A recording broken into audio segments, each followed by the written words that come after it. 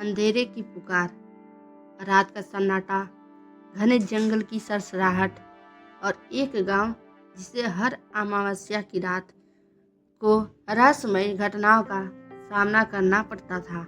इस गांव का नाम था कालगढ़, जहां एक पुरानी हवेली में होने वाली डरावनी घटनाओं ने लोगों को भयभीत कर रखा था। गांव के बुजुर्ग कहते थे कि यह हवेली अंधेरे के पुकार से श्रापित थी, जो कोई भी उस हवेली में गया वह फिर कभी वापस नहीं लौटा। गांव के नौजवान रणवीर, देविका और करण ने इस हवेली के रहस्य को जानने को ठाने। उन्होंने कई कहानियां सुनी थी कि यहाँ से हर अमावस्या को किसी की चीखें आती है, मगर कोई यह नहीं जानता था कि वह कौन है। एक दिन वे तीनों रात के अंधेरे में उस हवेली की ओर बढ़े। जैसे ही वह हवेली के पास पहुंचे, दरवाजे पर जंग लगे ताले टूटे मिले। रणवीर ने आगे बढ़कर दरवाजा खोला।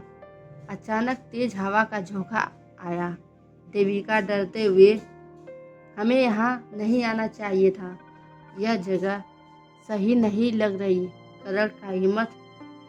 करण हिम्मत दिखाते हुए, अभी तक कुछ भी नहीं हुआ, हम बस अंदर जाकर देखेंगे और लौट जाएंगे।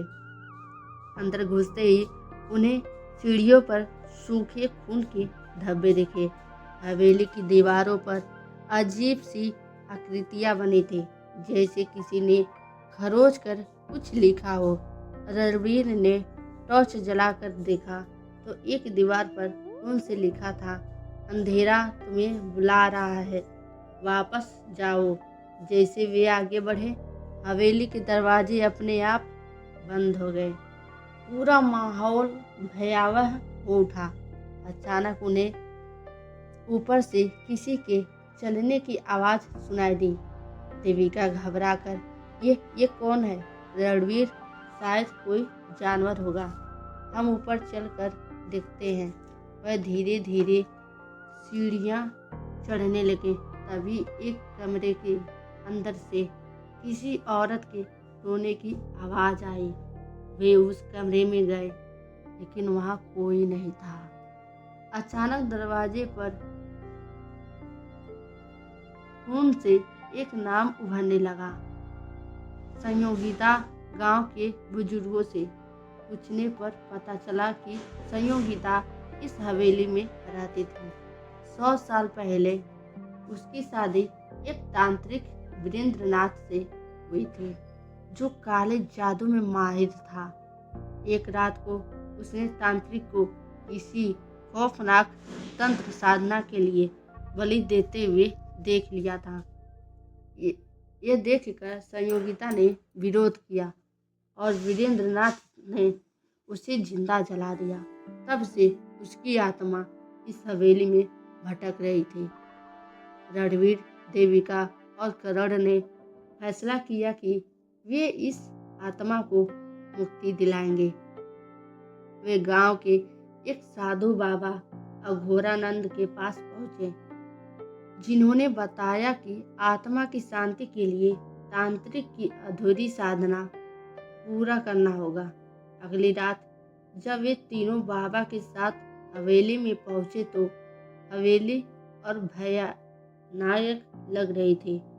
जैसे वे अंदर गए, अचानक दरवाजा फिर से बंद हो गए और एक जोरदार ठहाका गूंजा। यह वीरेंद्रनाथ की आत्मा थी, जो नहीं चाहती थी कि संयोगिता को मुक्ति मिले।